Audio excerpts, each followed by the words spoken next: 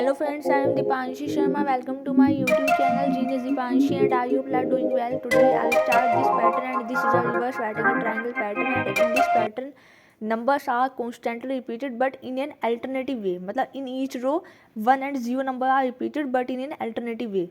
So we understand this pattern with the help of nested for loop.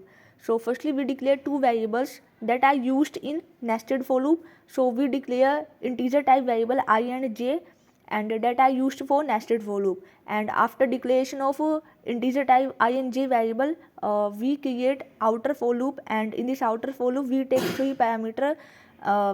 Firstly we initialize the variable, and second check condition, and third increment or decrement the value of a variable. So firstly we initialize I variable equals to 5, and check condition if I greater than equal to 1, and I decrement to 1. And inside this outer loop we create another loop that is called inner loop, and in this inner loop we also take three parameters. Firstly we initialize j variable equals to 0, and check condition if j less than I, and j increment to 1. And inside this inner loop we print the I plus j mod 2, and modulo operator always return reminder, and I and j are variables of nested loop. So the value of I and j variable will be addition, and then modulo operator gives reminder after division by 2.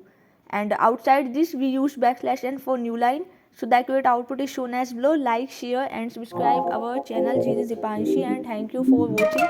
And if you have any query related to this pattern, you can text me in the comment section. Have a great day. Thank you. I know